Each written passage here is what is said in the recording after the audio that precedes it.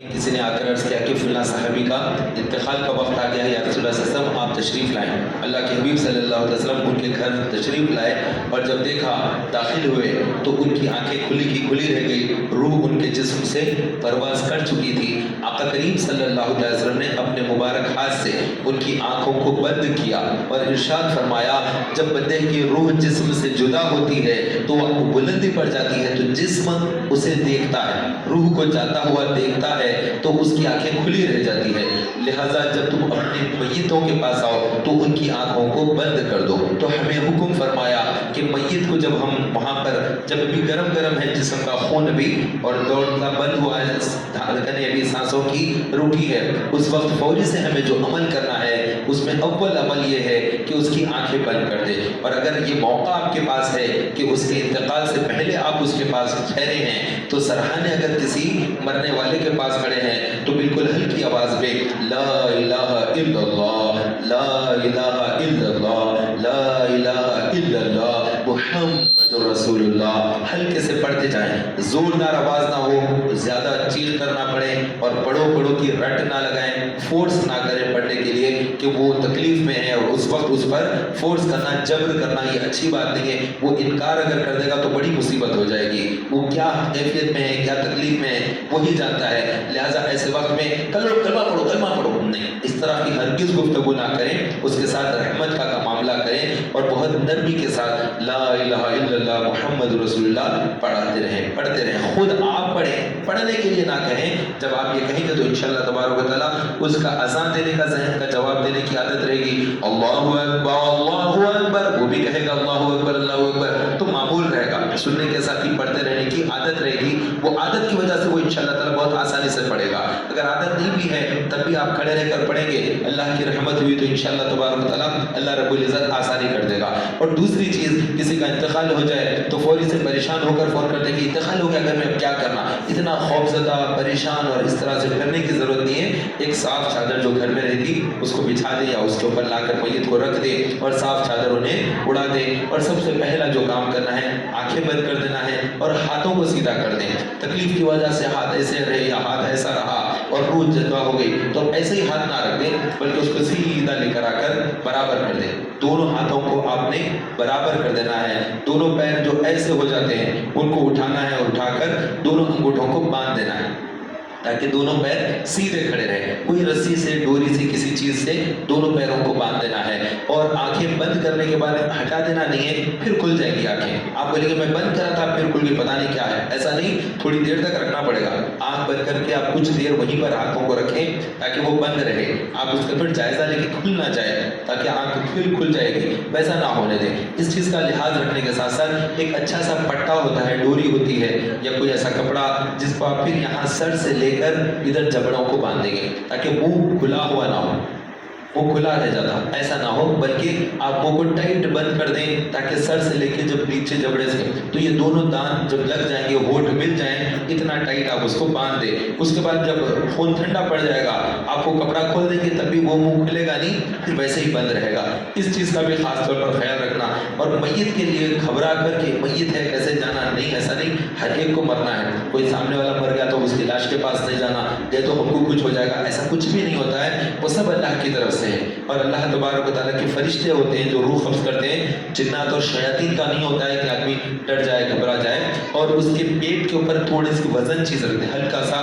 کوئی جیسے چاول یا نمک یا ایسی کوئی چیز ہوتی ہے جو تھوڑی سی تھیلی میں رکھ کر تاکہ پیٹ میں ہوا بھر کر وزن پیٹ ایسا پھول نہ جائے، تھوڑا سا اس کا بھی لحاظ رکھنا چاہیے۔ چند ایک چیزیں کر دیا جائے اس کے اندر، اور اس کے بعد پھر لوگوں کو اطلاع دینا۔ اس میں اطلاع دیتے وقت میں نیت بعض لوگوں کی ہوتی ہے کہ بہت سارے لوگوں کو بلائیں گے، بڑی تعداد میں جنازہ ہو ہمارے ابا کا تو ہمارا نام ہوگا، ایسے جو خواہش کے حساب سے جو کرتے ہیں ان کو ثواب نہیں ہے بلکہ ریاکاری کا ان کے لیے گناہ لکھا جائے گا۔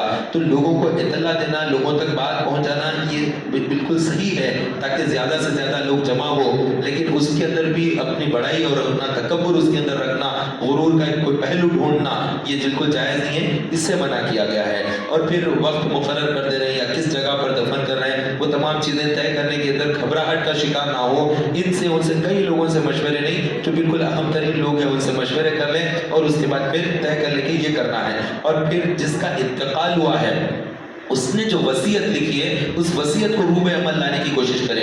وصیت کے معاملات میں ہم بہت زیادہ ٹھنڈے اور بہت زیادہ بالکل سمجھتے نہیں کہ وصیت کی کتنی اہمیت ہے. تو جس کا وصیت پر انتقال ہو گیا اس کا سنت پر انتقال ہو گیا. تو وصیت کے اوپر ہم مرنے سے پہلے اپنی بھی وصیت لکھتے ہیں. اب وصیت میں کیا لکھوں, پریشان ہوتے ہیں کہ مجھے نہیں معلوم کیا وصیت لکھنا ہے. اگر کسی کا وصیت پر انتقال نہیں ہوا تو سنت پر انتقال ہوا, یہاں تک آ گیا ہے.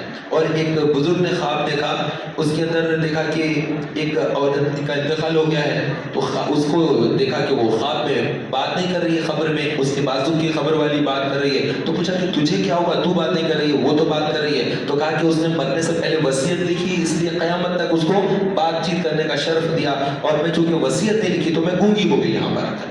تو وصیت ہی نہیں کہ گونگا پن آ جاتا ہے قبر میں, یہاں تک بھی بیان کیا گیا ہے. لہٰذا وصیت لکھ دیں. اب وصیت میں کیا لکھنا, بالکل مختصر, پہلے بسم اللہ الرحمن الرحیم لکھیں گے, اللہ کے نام سے شروع.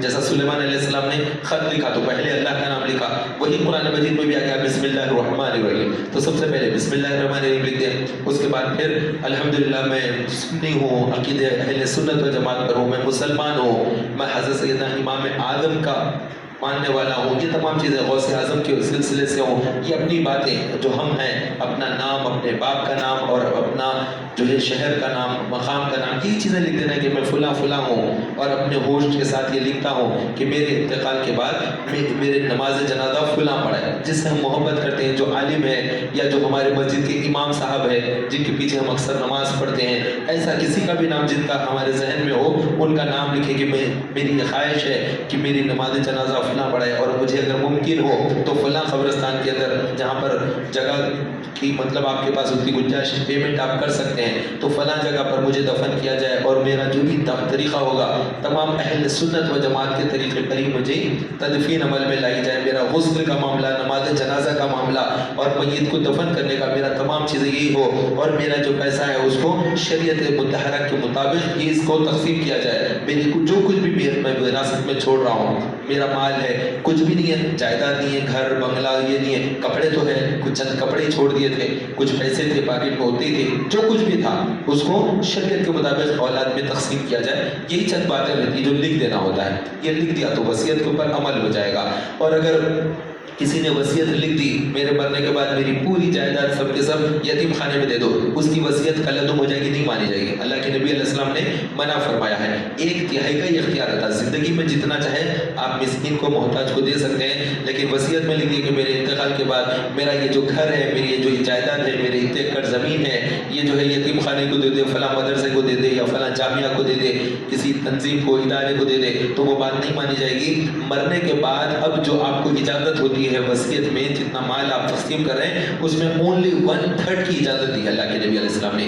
ایک صحابی نے آ کر اس کہا کہ رسول اللہ میرے پاس بہت زیادہ مال ہے, صرف ایک ہی بیٹی ہے, میرا انتقال کا وقت ہے, تو میں چاہتا ہوں کہ میں اپنی بیٹی کو 1 حصہ دے دوں اور 3 حصے یتیموں میں, غریبوں میں, محتاجوں میں بانٹ دوں. اللہ کے نبی علیہ السلام نے فرمایا کہ اپنی اولاد کو اس طرح سے غریب حالت میں ڈال کر نہ چلے جائیں, انہیں زیادہ رقم چھوڑ کر جاؤ ان کے لیے. تو انہوں نے عرض کیا کہ رسول اللہ میں آدھا ان کے لیے چھوڑ کر جاتا ہوں. فرمایا کہ اپنی اولاد کو کم مال چھوڑ کر مت جاؤ, ان کے حق میں زیادہ چھوڑ کر جاؤ. تو پھر انہوں نے کہا کہ رسول اللہ میں 1/3 حصہ کیا صدقہ کر دو؟ تو فرمایا کہ ہاں 1/3 یعنی 1/3 یا اس سے کم. یہ بھی فرمایا, صرف 1/3 کی اجازت کے ساتھ اور اس سے کم کا بھی حکم دیا.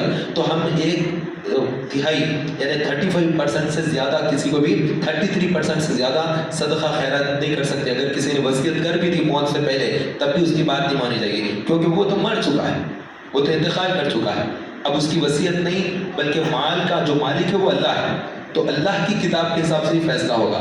کسی نے کر دیا میرے پیسے اس کو نہیں دینا, اس کو نہیں دینا, اس کو اتنا دے دو, یہ گھر ان کو دے دو, وہ گھر ان کو نہیں دینا, میرے 3 گھر میں سے یہ ان کو دے دو, اس کی بات نہیں مانی جائے گی, کیونکہ وہ مر چکا ہے. اب وہ ٹرانسفر نہیں کر سکتا کسی کے نام پر. زندگی میں کسی کے نام پر کوئی ٹرانسفر کر دیا اختیار ہے, زندگی میں کسی کو دے دیا, کسی کو نہیں دیا, وہ جو بھی حساب آخرت میں دے گا. جو بھی غلط بھی کر دیا, کسی کے نام پہ کر دیا. لیکن مرنے سے پہلے اگر لکھ کر مرا کہ میرے مرنے کے بعد ان کو یہ دے دے, ان کو یہ دے دے, تو اس کی بات نہیں مانی جائے گی. وہ وصیت پر عمل نہیں ہوگا, بلکہ اب عمل ہوگا اللہ کی کتاب کے مطابق. تو اللہ نے اپنی کتاب میں جو حکم دیا کہ کس کو کتنا دینا ہے, بیٹے کو کتنا, بیٹی کو کتنا, ماں کو کتنا, باپ کو کتنا, عورت مر گئی تو شوہر کو کتنا, شوہر مر گیا تو عورت کے لیے کتنا حصہ ہے, وہ اللہ کی کتاب کے مطابق تقسیم ہوگا. کتاب اللہ ہی ہمارے لیے ہوگی، بغیر اللہ کی کتاب کے ہم فیصلے من مانی کوئی بھی نہیں کر سکتے۔ اس کے لیے اگر جو مسئلے آ جاتے ہیں ہمارے شہر میں تو جامعہ نظامیہ جاتے ہیں، وہاں پر بڑے بڑے مفتیان اکرام ہوتے ہیں، وہ بالکل باقاعدہ طور پر لکھ کر دے دیتے ہیں کتنے بچے ہیں، کتنے بچیاں ہیں، کتنا ٹوٹل ہے، وہ لکھ دیتے ہیں۔ اس کے مطابق پھر آپس میں تقسیم کر لینا چاہیے، آپس میں جھگڑا کر کے لڑ لینے کی ضرورت نہیں ہے، سیدھا جائیں وہاں پر اور جا کر مفتی صاحب سے چیز پیپر لکھا کہ اولاد کتنی ہے، کیا ہے، وہ ساری چیزیں بول دیں، وہ پیپر لکھ کر دیتے ہیں، اس کے حساب سے تقسیم کر لیں گے تو پھر جھگڑے ہوتے نہ فساد ہوتے۔ اللہ کی کتاب پر سب متفق ہو جائیں تو سب کے سب جھگڑے ختم ہو جائیں گے۔ کتاب اللہ کے مطابق ہی ہمیں اپنے معاملات کو آگے بڑھانا ہے۔ اور جب انتقال کا میں کہہ رہا تھا، جب کسی کا انتقال ہو جائے تو جب غسل وغیرہ دے رہے تو خود وہاں پر ٹھہریں، گھبرا کر باہر نکل کر ٹھہر جا رہے ہیں ایسا نہ کریں، اولاد خود بھی وہاں ٹھہر کر وہاں پر پانی ڈالنے کے لیے، پیر دھونے کے لیے، ایسا کچھ کاموں میں وہاں پر مددگار ہونا چاہیے۔ ایسے ٹائم پر بالکل بھاگے ہوئے باہر کھڑے ہوئے ایسی حرکت ہرگز نہیں کرنا چاہیے۔ باپ ہو تو پھر باپ کے پاس وہاں پہ ٹھہرنا چاہیے، ماں ہے تو پھر بچوں کو بھی وہاں پر ٹھہرنا چاہیے۔ وہ ٹائم ہوتا ہے، وہ ٹائم جو انہوں نے سینے پہ رکھ رکھ کے بال کو اس کے بڑا کیا ہے، وہ ٹائم پر فرار اختیار کرنا، بھاگ جانا، میت کے پاس سے ڈرنا، یہ ایک مرد کے لیے درست نہیں ہے۔ عورتوں میں پھر بھی ڈر خوف ہوتا ہے، مرد آدمی بھی اس طرح سے ڈرے گا تو بہت ہی عیب ہو جائے گا۔ اپنے عزیز اقارب کرے تو پھر اکیلے جا کر قبر میں بھی سونا ہے، وہاں پر کون سے رشتہ دار عزیز رہتے، سب ان نون پرسن رہتے اطراف میں، جتنے بھی لوگ پہلے سے دفن ہوئے ہم جانتے بھی نہیں، ویسے لوگ وہاں پر رہتے ہیں، جا کر ہمارے لوگ رشتہ دار تو چھوڑ کر آ جائیں گے نا وہاں پر، تو ہم ایسا ہرگز نہ کریں، بلکہ وہاں پر بالکل پرسکون انداز میں رہنا چاہیے۔ انتقال کے وقت واویلا مچانا، چیخ پکار مچانا، اور عورتیں رو رہی ہے، باہر آواز آ رہی ہے، ہرگز ایسا نہیں ہونا چاہیے۔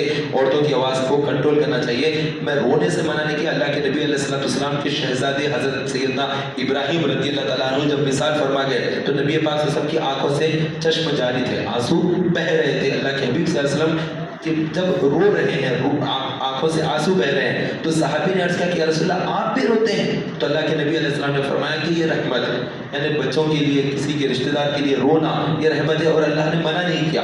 اشک جا رہے ہیں، بہ رہے ہیں تو اس سے منع نہیں کیا۔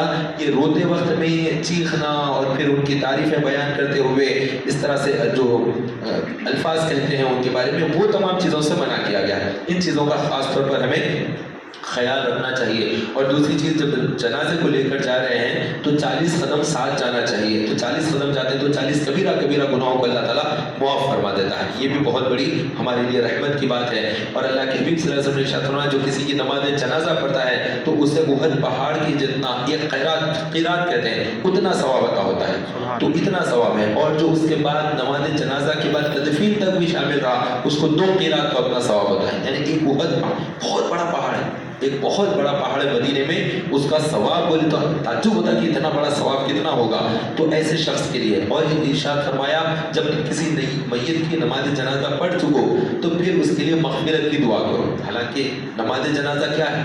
دعائے مغفرت ہی ہو، لیکن اس کے باوجود پھر ابو داؤد شریف کی حدیث میں ہے کہ نماز جنازہ پڑھ چکو تو پھر اس کے لیے استغفار کرو، اس کے لیے دعائے مغفرت کرو۔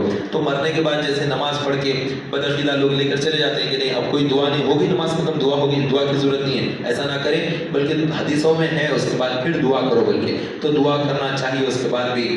اور اللہ تبارک و تعالی ہم سب پر رحمت کی نظر فرمائے، آمین بجاہ نبی الامین و صلی اللہ علیہ وسلم۔